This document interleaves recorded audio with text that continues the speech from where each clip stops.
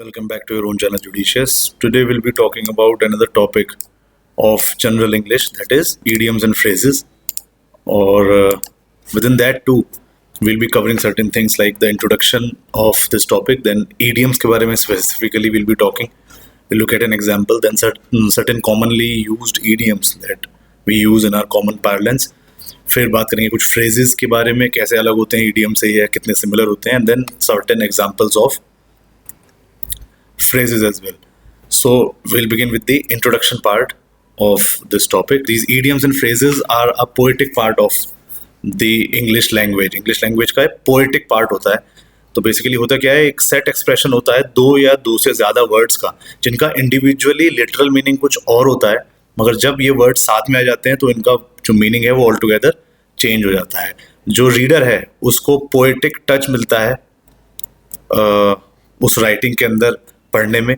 और कभी कभी इडियम्स और फ्रेजेस ज़्यादा पावरफुल या ज़्यादा यूजफुल होते हैं उस ओवरऑल मीनिंग को एक्सप्लेन करने में as compared to the literal meaning of those individual words.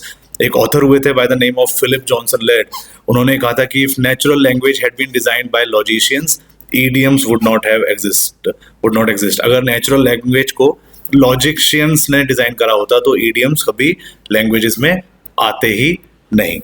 अगर idioms की स्पेसिफिकली बात करें तो हमारी नॉर्मल कॉमन पैरलेंस, जो नॉर्मल बोलचाल है, उसमें idiom एक एक एक्सप्रेशन है या एक बोलने का तरीका, जिसको मुहावरे भी बोलते हैं. तो बेसिकली कॉम्बिनेशन ऑफ वर्ड्स है जो कि एक सेपरेट मीनिंग कन्वे करता है जब ये वर्ड साथ में आ जाते हैं. अगर एग्जांपल लेकर हम डिस्कस करें, जनरली बोलते हैं his patience was put to an acid test. उसके पेशेंस का एसिड टेस्ट करा गया. तो यहाँ पर पेशेंस को कोई एसिड टेस्ट नहीं करा गया है, बल्कि उसके लेवल ऑफ पेशेंस को चेक करा गया. ठीक है. तो सर्टेन कॉमनली यूज्ड इडियम्स अगर हम यहाँ पर देखें तो एक होता है अ ब्लेसिंग इन डिस्गाइज. मतलब कि कोई एक अच्छी चीज़ जो स्टार्टिंग में जब हमारे पास आ रही थी तो हमें बुरी लग रही थी कि शायद ये अच्छी ना हो हमारे लिए, but ultimately it prove to be a good thing. ठीक है. Example, being laid off was a blessing in disguise, within a month I got a better job. मतलब इस व्यक्ति जो इस सेंटेंस में यूजेज है वो ये है कि नौकरी से निकाले जाना उसके लिए ब्लेसिंग इन डिस्गाइज हो गया, क्योंकि एक महीने के अंदर जैसे ही वो नौकरी से निकाला गया पिछली वाली जॉब से, उसको बेटर जॉब मिल गई. तो being laid of became a blessing in disguise. वो एक अच्छी चीज थी जो स्टार्टिंग में उसको बुरी लग रही थी. ऐसे आता है डाइम अ डजन, एक और ईडियम है. मतलब होता है कोई ऐसी चीज जो बहुत ज्यादा कॉमन है या यूनिक नहीं है, इजीली अवेलेबल है. एग्जांपल के तौर पर those antique cups are pretty but they are dime a dozen. Then there is adding insult to injury, जिसको हिंदी में बोलते हैं जले पर नमक छिड़कना. तो मीनिंग इसका आ जाता है to make a bad situation even worse. कोई एक ऑलरेडी बैड सिचुएशन है, खराब सिचुएशन है, उसको और ज्यादा वर्स कर दिया. Example, my car broke down in the middle of nowhere, then to add insult to the injury it started to rain. मतलब एक तो गाड़ी खराब थी, ऊपर से बारिश और स्टार्ट हो गई. ठीक है. तो ये इसका मीनिंग होता है. फिर आता है बीट अराउंड द बुश, यानी कि अपना जो जेन्युइन में आप सोचते हैं, जो आपका ट्रू व्यू पॉइंट है, उसको शेयर करने से अवॉइड कर रहे हैं अपने व्यू पॉइंट को, अपनी फीलिंग्स को, क्योंकि वो हो सकता है शेयर करना अनकंफर्टेबल हो या हमें पता नहीं है उसके बारे में. ठीक है. तो एग्जांपल के तौर पर if you want to ask me just ask, don't beat around the bush. तो यहाँ पर इसका सेंटेंस में ये यूजेज है.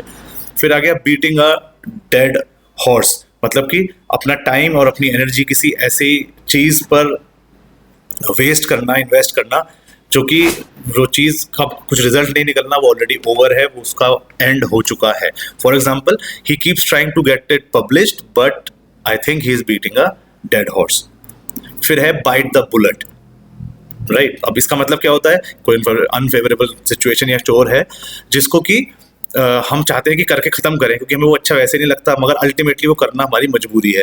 Example, I hate going to the dentist but I just have to bite the bullet.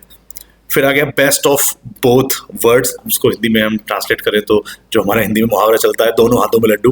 तो इसका मीनिंग है द चॉइस और solution has all of the advantages of to contrasting things. मतलब जो आपने चॉइस या सोल्यूशन आप ऑप्ट कर रहे हो, उसके अंदर दो अलग अलग चीज़ों का एडवांटेजेस हैं एक ही टाइम पर. Example, she works in the city. वो शहर में काम करती है, and lives in the country, और विलेज साइड में रहती है. So she gets the best of both words. फिर है biting off more than you can chew. मतलब कि ये कैपेसिटी ना होना कि to take on a new assignment और task that is just too taxing, आपके लिए बहुत ज़्यादा वो टैक्सिंग हो सकता है, बहुत ज़्यादा आपको एफर्ट लगाने पड़ेंगे उसे करने में. I think he is bitten off more than he can chew taking all those classes. फिर है by the skin of your teeth, जिसको बोलते हैं बाल बाल बचे, तो just barely making it. Example में आ जाएगा he escaped from the police by the skin of his teeth. ये काफ़ी कॉमन है. डोंट जज a book by its cover, किसी भी चीज़ को उसके इनिशियल अपीयरेंस को देखकर जज नहीं करना चाहिए. Example, that man may look very small and insignificant but don't जज a book by its cover, he is a very powerful man in his circle. Then there is doing something at the drop of a hat, मतलब कि instantly doing something at the moment of being asked. जैसे पूछा गया वैसे कोई काम कर देना. एग्जाम्पल के तौर पर इसको यूज कर सकते हैं, people will file lawsuits at the drop of a hat these days. Then don't count your chickens before they hatch, मतलब कि किसी चीज को ये मत सोचिए कि वो हो चुकी है जब तक कि वो एक्चुअल में हो ना जाए. ठीक है, तो example, she wanted to buy a dress in case someone asked her to the dance, but I told her not to count her chickens before they hatch. उसे एक ड्रेस खरीदनी थी कि क्या पता किसी ने डांस के लिए पूछ लिया तो मैं वो ड्रेस पहन के डांस करूंगी वहां पर, मगर मैंने उसको बोला कि don't not to count her chickens before they hatch. जब तक कोई एक्चुअल में डांस के लिए पूछ ना ले तब तक आप ड्रेस खरीदने का कोई फायदा नहीं है. देन देयर इज, इसको हिंदी में बोलते हैं इधर कुआं उधर खाई, या आसमान से गिरे खजूर पे अटके, तो उसको caught between a rock and a hard place, मतलब कि चॉइस करनी है, दो अनप्लेजेंट ऑप्शंस में से एक को आपको चूज करना है. Example, I'd like to help you but I am stuck between a rock and a hard place.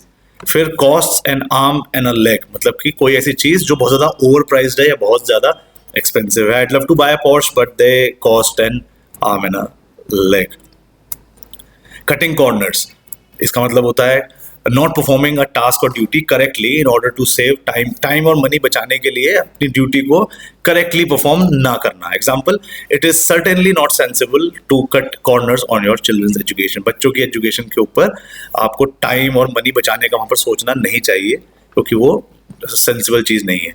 फिर है डेविल्स एडवोकेट, मतलब काउंटर आर्ग्यूमेंट की साइड लेना या फिर कोई एक alternative point of view offer करना जो बाकी सब सोच रहे हैं उससे अलग. एग्जाम्पल के तौर पर इसमें आ सकता है, I don't really believe all that, I was just playing devil's advocate. Then there is feeling under the weather, मतलब कि नॉट फीलिंग वेल और feeling sick. Example, I don't feel like hanging out today, I am feeling a bit under the weather. फिर है fit as a fiddle, मतलब कि being in a very good health. Example, my grandfather is 90 years old but he is as fit as a fiddle. फिर next we have getting a test of your own medicine, मतलब कि जैसे आप औरों को treat करते हो वैसे ही कोई आपको अगर ट्रीट करे तो, right. Example, he got a test of his own medicine when she decided to turn up late. Then there is getting a second wind, मतलब कि एक बार पूरी तरीके से थक जाने के बाद दोबारा से एनर्जी आ जाना. Example, he suddenly got his second wind and was able to complete the project on time. Then we have giving the benefit of the doubt, मतलब किसी की स्टोरी को बिलीव कर लेना बिना उससे प्रूफ मांगे, हालांकि ये जानते हुए भी कि ये जो ये बोल रहा है ये बिलीव करने लायक बात नहीं है. एग्जाम्पल के तौर पर आप यूज कर सकते हैं, she said she was late because the flight was cancelled and we gave her the benefit of the doubt. Next is giving someone the cold shoulder, मतलब किसी को इग्नोर कर देना. Example, I thought he really like me but the next day he gave me the cold shoulder. Then going on a wild goose chase, मतलब गूज होती है बतख, तो कोई ऐसी चीज को करने की कोशिश करना जिसको करना पॉइंटलेस है, रिजल्ट कोई आना नहीं. Example, after 2 hours spent wandering in the snow, I realized we were on a wild goose chase. Then we have heard it on the grapevine, मतलब कि rumors सुनना किसी के बारे में, किसी चीज के बारे में. Example, I heard on the grapevine that my sister-in-law got the promotion, but I really don't know much about it. Then there is hitting the nail on the head, मतलब किसी टास्क को बिल्कुल परफेक्शन, एग्जैक्टनेस, करेक्शन के साथ करना. Example, you hit the nail on the head with this colour of wallpaper for the living room, it looks better then I expected. ये हमारा हिंदी में हम यूज करते हैं, एक तीर से दो शिकार, killing 2 birds with 1 stone, meaning 2 अलग अलग टास्क को एक ही साथ एक ही बार में कंप्लीट कर देना. Example, I killed 2 birds with 1 stone and pick the kids up on the way to the supermarket, मतलब सुपरमार्केट जाते जाते किड बच्चों को भी इन्होंने कहीं से पिक कर लिया, स्कूल से या कहीं से, तो ये हो गया killing 2 birds with 1 stone. Then letting someone off the hook, मतलब किसी को किसी कार्य के लिए रिस्पॉन्सिबल ना ठहराना. Example, they didn't have enough evidence to prosecute my brother, so he is off the hook. Next, letting the cat out of the bag, मतलब कि सीक्रेट जो था या कोई ऐसी इंफॉर्मेशन जो सीक्रेट रखी जानी चाहिए थी, उसको डिस्क्लोज कर देना, शेयर कर देना. Example, I was trying to keep the party a secret but Roshan went and let the cat out of the bag. No pain no gain, मतलब you have to work hard in order to see result देखने हैं तो मेहनत तो करनी पड़ेगी. Example, I have worked for hours on those French verbs but no pain no gain. On the ball, मतलब होता है कोई काम को अच्छे से करना, बहुत एक्टिव रहना, प्रॉम्प्ट रहना, रिस्पॉन्सिबल रहना. Example, she really is on the ball, she is bought houses at auctions, so she knows what she is doing. Once in a blue moon, कभी कभार, ठीक है. Something that does not happen very often, जो कोई ऐसी चीज जो generally देखने को नहीं मिलती. Once in a blue moon I go to the cinema only when there is a film I really want to see. Piece of cake, something that is very easy, a task or a job that is very easy to complete. Example, the exam was a piece of cake. Pulling someone's leg, इसका मतलब होता है किसी के साथ मजाक करना. Example, for a moment I suspected that he was pulling my leg, but a glance at him convinced me otherwise. Speak of the devil, शैतान का नाम लिया और शैतान हाजिर वाला कॉन्सेप्ट है. मतलब होता है जिस पर्सन के बारे में आप बात कर रहे होते हो वो एकदम से अगर आ जाए, ठीक है, आप उसके बारे में कुछ डिस्कशन कर ही रहे थे and he arrives. Example, did you hear what happened to Vikas yesterday, and then Vikas वहां पर आ गया तो आप बोल रहे हो कि oh speak of the devil, here he is. Stealing someone's thunder, मतलब किसी और के अचीवमेंट का क्रेडिट ले लेना. Example, Siddharth stole my thunder when he said he had done all the work. Straight from the horse's mouth, मतलब कि किसी जो डायरेक्ट सोर्स है, आप किसी के बारे में रूमर सुन रहे हैं, कुछ भी सुन रहे हैं, उन पे बिलीव ना करते हुए डायरेक्टली जिस बंदे के बारे में बात हो रही है, जिस चीज के बारे में बात हो रही है, डायरेक्टली जाके उस व्यक्ति से ही पूछ लेना. रीडिंग और hearing something from the source. If you don't believe me, go talk to him and hear it straight from the horse's mouth. The last straw, मतलब द लास्ट डिफिकल्टी और एनॉयंस, ऐसी कोई आखिरी मुश्किल जिससे कि पूरी सिचुएशन अब आगे अनबियरेबल हो गई, उसको अब झेलना हमारी कैपेसिटी के बाहर हो गया उस आखिरी प्रॉब्लम के बाद. Example, she is always been rude to me but it was the last straw when she started insulting my brother. The elephant in the room, मतलब कोई ऐसा इशू या ऐसा पर्सन या ऐसी प्रॉब्लम जो कोई व्यक्ति अवॉइड करना चाह रहा है. Example, I don't want to ask the question but it is the big elephant in the room. फिर है throwing caution to the wind, मतलब रिस्क लेना. Example, I threw caution to the wind and bought the most expensive one. Your guess is as good as mine, मतलब कि कोई information, कोई जानकारी ना होना. I asked my wife, how long will it take for the pie to bake? And she answered, your guess is as good as mine. Can't make an omelette without breaking some eggs, मतलब कि आप हर एक इंसान को खुश नहीं रख सकते. Example, if I don't cut people's salaries, the company is going to go bankrupt. It's unfortunate, but you can't make an omelette without breaking eggs.